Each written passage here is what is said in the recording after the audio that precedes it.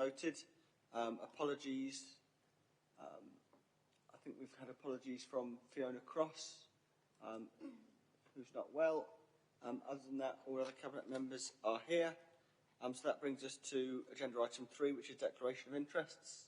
Anything you want to come in with, Justine?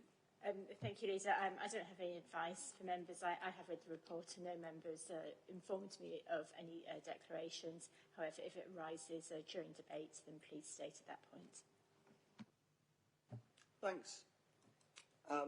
Okay, so if we move on to minutes from the 14th of June, anything anyone wants to raise under those?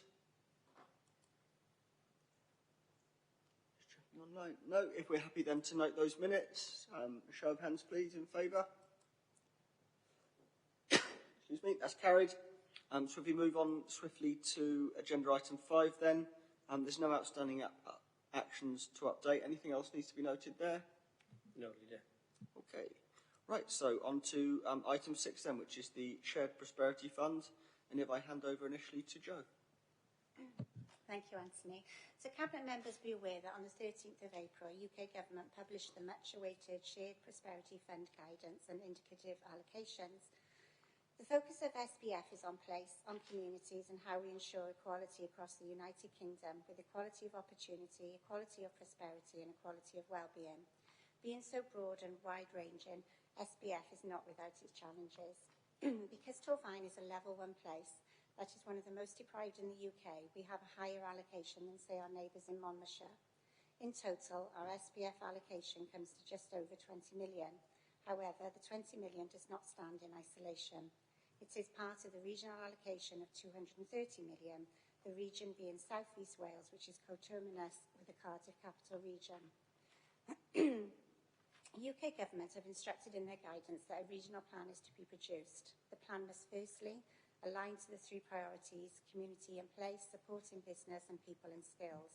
Secondly, deliver against some or all of the 11 missions. And thirdly, identify impact against a range of 53 interventions. Rachel can give more detail if you have specific questions. I must thank officers for going above and beyond to progress project plans both internally and with the regional local authorities. Over the summer, we will work to produce a final plan. This plan will be brought back to Cabinet in a report detailing the projects to be supported locally. Ideally, we would have been receiving that report today, but as our partners and members will be aware, in June we were sharing a long list of ideas and proposals.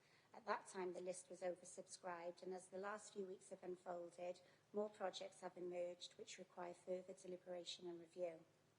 Therefore, it is sensible that we focus on the strategic issues that need to be addressed today, and that over the summer we work with our partners and members to bring forward a solid action plan which meets our local, regional and national needs.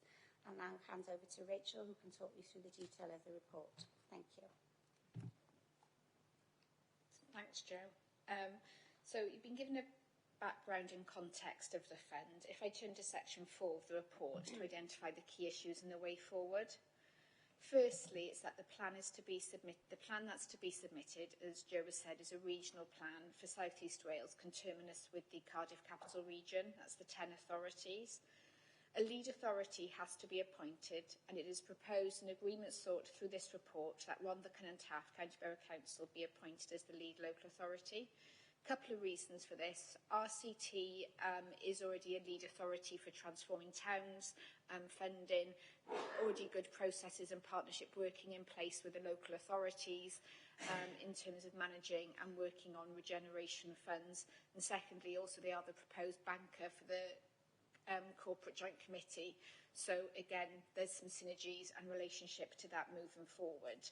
They are comfortable I can't say they're over the moon, but they're comfortable to take the lead and we welcome them doing so. So this report seeks the approval of their appointment, and all councils are doing that over July. Rhondda and Taff, with Cardiff Capital Region, have commissioned Pinsent Masons to work on the legal documentation and the SLA. It'll be similar to what we've already got in place with other funding streams. Clearly, it's important that RCT are protected from risk and aren't responsible for everything in terms of, say, for example, Torfaen local delivery. So that is being worked on. Delegation is sought in the report to allow officers in consultation with monitoring officer and section 151 and the executive member to sign the legal documentation off when it is those negotiations and discussions have been concluded. Within the report in section 4.4 and 4.5, we identify the draft outline of the regional plan. Through submission of all the local projects, which has been very bottom-up internally, Rhondda and TAF have then done a bit of mapping to identify key themes. And what I've done is just to identify, it's not a finished project, but I've tried to identify that sort of like under communities in place, there'd then be a regional theme which is being bottom up, and then we'd be able to then hang our local projects of that to then take it forward. I think it's important that there's that synergy from local, regional and up to national. As Joe says, ideally would have liked to publish the plan today and take it for sign-off. I will advise that most of the authorities are now in the position where we are, where they're taking forward reports for approval and strategic framework, because due to the sheer volume of funds that have come and projects that have come forward, there's just some further work to be done. I would advise that this is coming into PDF tomorrow, and then the report seeks delegation to the executive member to approve the high-level Torvine-based allocations between the three strategic priorities, communities in place, business and people and skills, so that we can then give Rhondda and TAF the information they need over this month to form the regional plan. And as I said, in more detail, then the report also outlines that a further report will be brought forward in due course with the local plan, which we intend to do over August to then bring forward in September. Within the short timescales we've had, though, we have really tried to engage with our partners. There have been sessions with town and community councils, with the voluntary sector, with our PSB partners, and also with our business partners, and this is outlined in section 5 of the report. We've been open and transparent and explained the difficulties that we've been working within. I will be honest, this has led to some of our partners identifying more opportunities for funding, but I suppose that is a nice problem to have, but it has made it more complex. But it is in that spirit of partnership working that we've taken those discussions forward. Again, I'd like to thank all the officers and partners who've worked on it. It hasn't been an easy situation. The guidance from UK government has been late, and the timescales that they have dictated are incredibly challenging, because the portal will close on the 1st of August for the plan to be submitted. Given the process and what's happened and the projects that have come forward, I am comfortable we're in the best possible position, recognising there's a lot of work to do over the coming weeks and then the summer to finalise the proposals to meet our regional partners and UK government expectations, and happy to take any questions, so thank you. Thanks, Rachel, and thanks, Joe. Any questions, colleagues? My question to start would be, what do we think the impact of, obviously there's uncertainty around UK government at the moment. I was due to have a meeting with ministers last week, which didn't take place.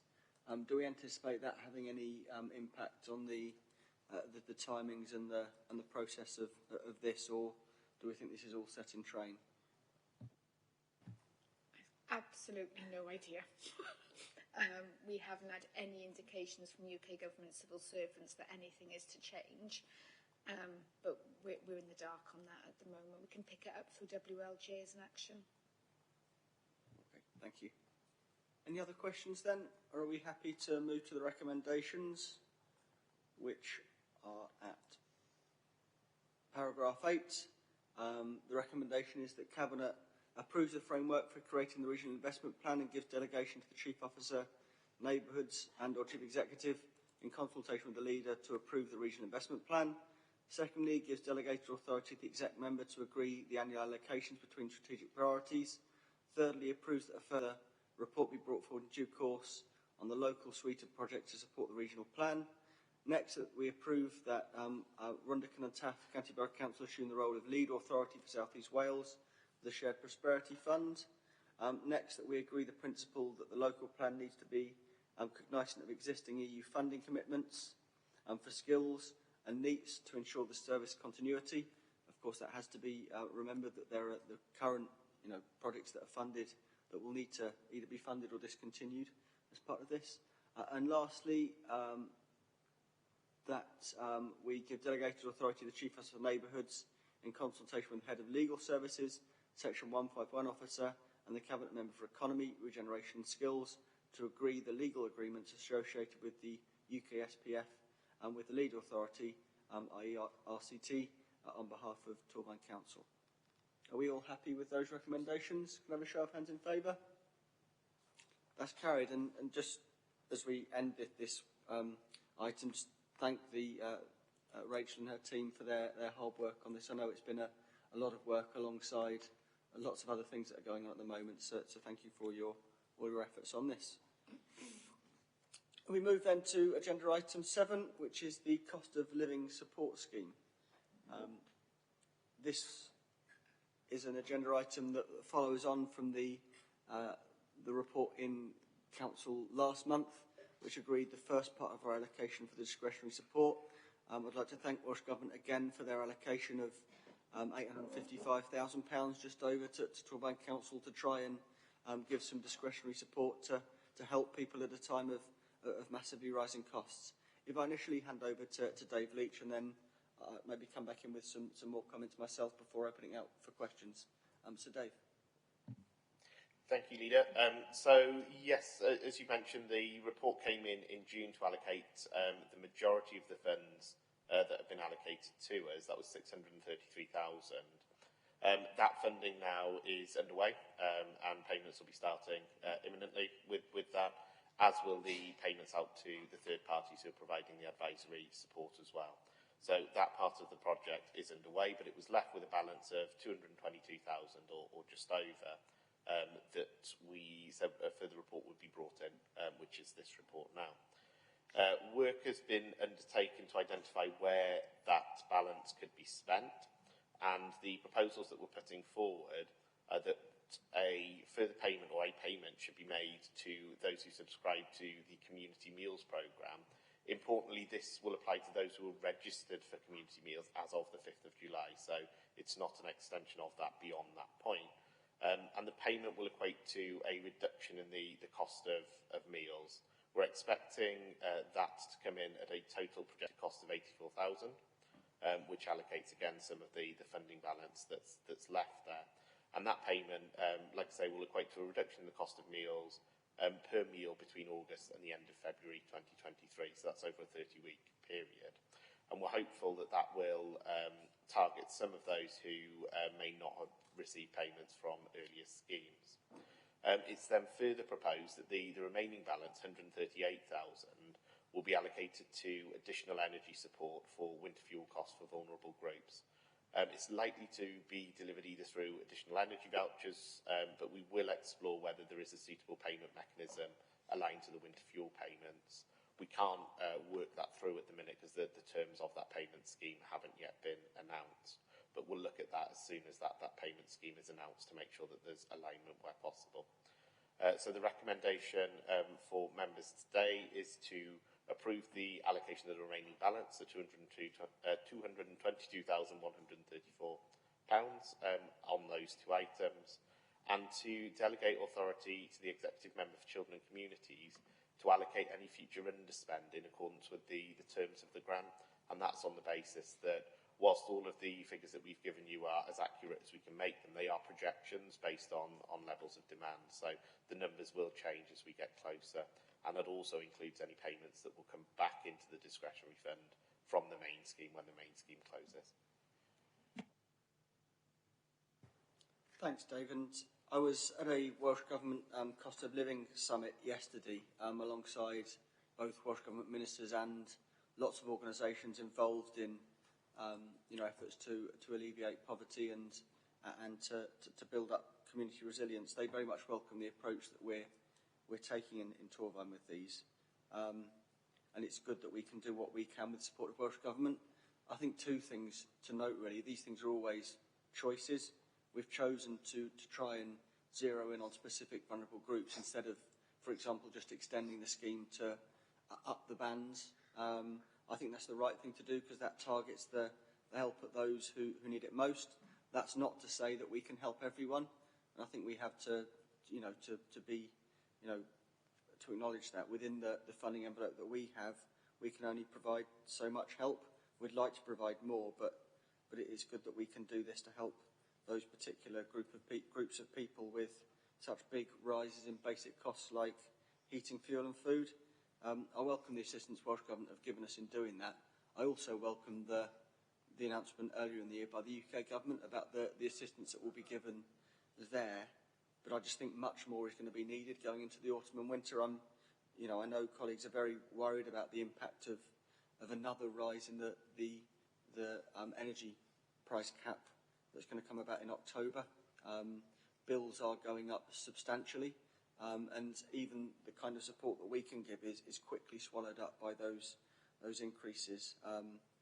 My own energy bill is doubling, from sort of £1,700 to over £3,000. That's the kind of price increase that not a lot of people can absorb, even people who aren't usually in need of assistance with these things are being pulled into a bit of a poverty trap there. So I think more action is going to be needed at a macroeconomic level. But I would just like to thank officers for all their work to progress the work that we're doing here. Very much welcome the progress report that he gave from the report last month. I wonder if there's any more information about the progress with the free school meals families and getting the support out to them. I believe there's a payment that's going to be due in the next couple of weeks to nearly 3,000 families. So any update on that will be welcomed by members and by the public, I think. And also any update that you can give on efforts to increase capacity around functional inclusion that you mentioned. I think that's going to be essential as well going into the autumn and the winter. So there's a couple of questions there, but just mostly thank you. I think our staff in revenues and benefits deserve a lot of thanks as well for their help with processing these payments on top of the work they've done to process payments due to COVID. I think it's been a very busy time for them, so thank you to them as well for their help and support. Thank you, Leader. Yes, you're right. Payments to those on free school meals that was approved in the June Cabinet report were likely to start being made within the next 2 weeks, so that the systems are being set up for that to get that out as soon as possible. And likewise, it'll be either this week or next week that the transfer of the funds for financial inclusion and income maximisation are transferred over to our third-party partners on the Community Resilience Group, so that they can make sure that they boost that capacity as soon as possible, and to make sure that additional capacity is in advance of the winter period when we're expecting these pressures to build. So those payments will be going out within the next couple of weeks as well. Can I just add to that, to Leader, and to what Dave said? We've passed a payment file of nearly 2,400, which will total £359,000, and that should be in people's bank accounts this week or early part of next week. So the first payment file has been processed.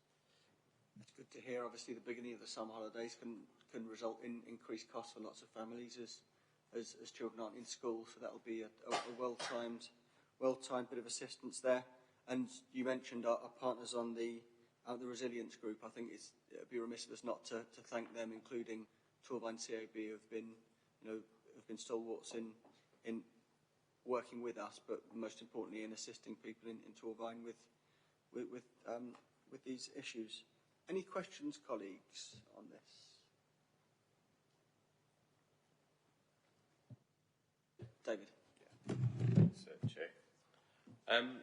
So I think it's worth reflecting on what Anthony was saying about the further sort of energy price rises, and that each time we see an energy price rise, more and more people fall under that sort of vulnerable category, but perhaps don't necessarily tick the box of the means testing kind of allocation. I think the potential solution locally is that we do have the Welsh Church Fund, and we as a wider part of this cost of living sort of action that we're taking, we're expanding the financial inclusion team, and they administer that. I wonder whether any underspend that on these two projects could potentially bolster the church fund, which has a flexibility to perhaps help people who aren't on benefits or who are self-employed, which I find do fall under slip through the net every time on a UK government level through the benefit system in particular. So I wonder whether that might be our way of helping people who might not fit the criteria for this payment, maybe. Yeah, that's certainly something that we can explore in terms of an underspend. We'll need to look at alignment between the grant terms and conditions for the various funds, but happy to explore that. I'm conscious that with the church fund, there are criteria around how that can be allocated, and there's an open component of it, essentially, for applications that's been brought in as a result of some changes with the wider administration of the fund in general, rather than just in Torfaen. So with that caveat that we'll need to check whether that has any bearing on exclusions, yeah, that's certainly something we can explore. Thanks both. Any other questions, colleagues, on this? It really is, you know, a good point that David makes. There's more and more people being caught in this. If you think, you know, if fuel bills have doubled, that's an extra £150 a month for many households. Fuel costs, if families having to run a car to get to work, it can be an extra sort of £60 a month increases in diesel and petrol costs.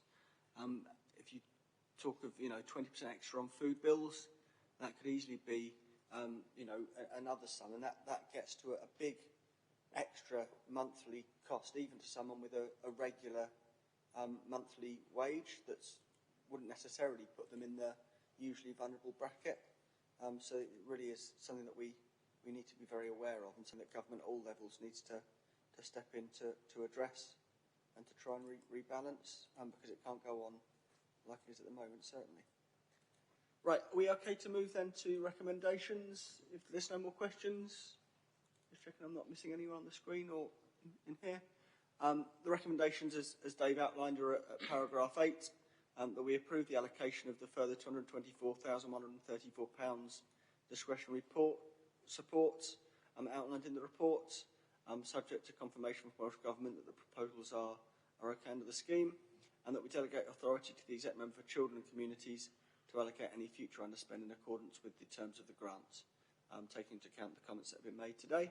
Are we all happy with that? That's carried, I believe. Thanks very much to Dave and to everyone for their hard work on this. It's really been something we've tried to tackle across the council.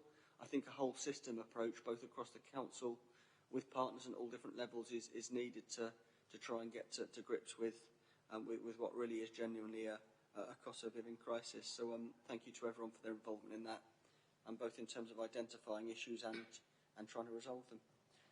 If we move then to item number 8, which is the review of the agreement on the Archives Service and Joint Archives Committee, I'm going to hand over to Richard Clark in a second, but first of all to welcome Lisa, because I believe it's her first report to Cabinet today.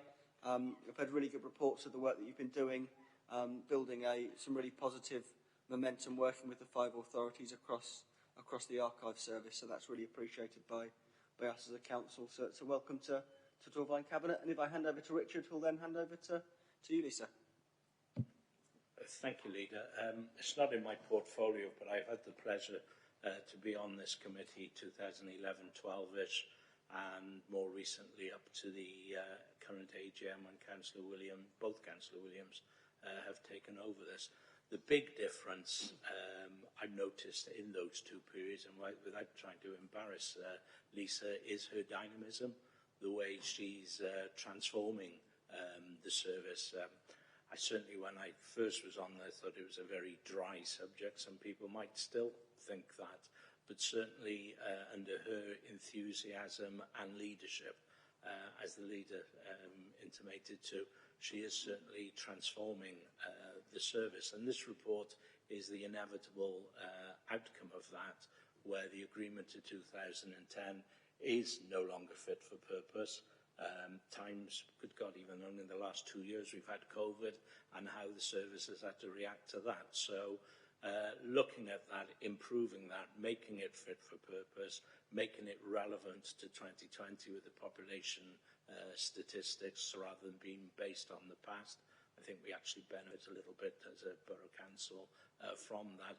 And even you can see the changes there in the report of 4.3, even things like bringing email in for communication. You know, we take that for day to day, but just bringing it up to date and is part of a transformational approach to things. So, Lisa, if you're still able to communicate after all of that build-up, if you want to take us through the rest of the report, I'd be grateful. Thank you. Thank you, Councillor Clark, for those very kind words, very unexpected, but very much appreciated. So thank you very much for that, and for your very kind welcome today as well, Leader. As you said, I'm presenting this agenda item on the review of the agreement regarding the provision of the Archive Service and Joint Archives Committee. And I do need to stress right at the outcome that there are no issues with the committee.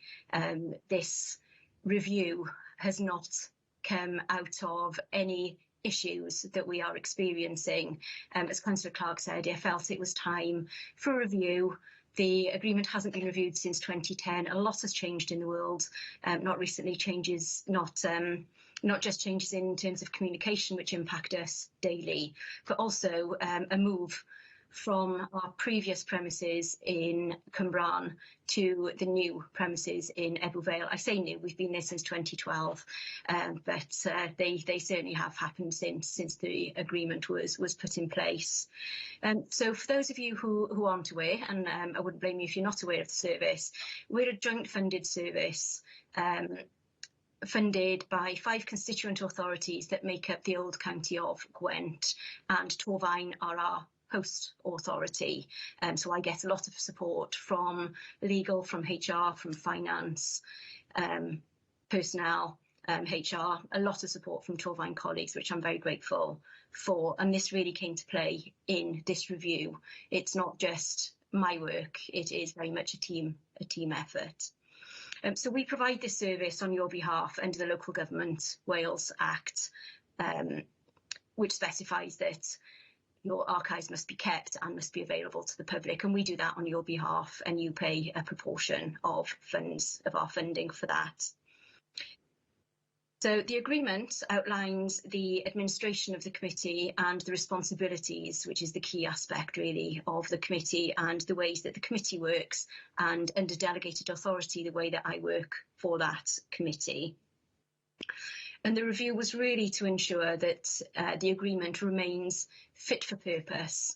It always makes me nervous when I see documents that haven't, or important documents that haven't been reviewed for a while. And as you'll see in a little bit, there is nothing contentious, hopefully. There's nothing earth-shattering. It just is some tweaks and some updates and, say, bringing it up to date.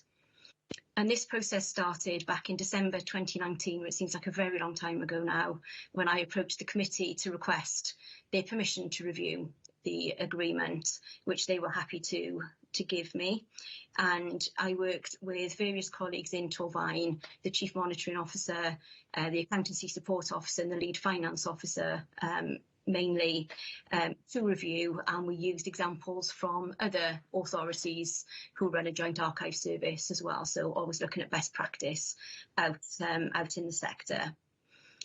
The agreement then was shared with other officers in the other authorities who also had a chance to feed in, and then it was represented back to the Joint Archives Committee in 2021. Lockdown did delay the work that we were doing as other priorities took place, but I was pleased that the committee discussed and agreed that they were happy with the content and that we could move forward to this next stage. So as you will see from the report and from the attached amended agreement, a lot of the amendments are updates to terminology. So rather than looking at the past tense, we're looking at the fact that the agreement 2010 agreement has been signed rather than will be signed, and moving on to a potential new agreement. But there are some key changes that I wanted to draw to your attention. The first is that we introduce, from this point forward, that we introduce a regular review every 5 years, because again, I think a document of this importance should be reviewed regularly to ensure that it is fit for purpose. And part of that is a review of the proportionate costs as well. As I mentioned, each authority pays a proportionate cost, but at the time we reviewed it, so in 2020, early 2021, the population statistics hadn't been reviewed since 2008, which was in the initial agreement. So there are always going to be tweaks and changes there, but it is something we need to keep an eye on. The second area is that the role of the Joint Committee is given greater clarification. And again, that is just so that everyone is clear what the role of the committee is and how we expect it to work. Proportionate contributions, again, those have been updated and we want to continue to review those regularly. And an additional clause or additional clauses have been added to section 8 around termination and withdrawal. We're not anticipating the withdrawal of any of the parties or any of the authorities, but again, looking in terms of future proofing, we felt that this area needed to be strengthened so that the implications and the responsibilities around withdrawal were clear. Not just in legal terms, but around ownership of the records, what could be taken back to the authorities, what needed to remain. And those are discussions that would take place in more detail should this scenario take place. The next item in clause 10 is around clarification of the role of the county archivist and the archive service. And again, this is just clarification, the fact that the county archivist has delegated responsibility, the archive committee has the strategic responsibility for the development of the service.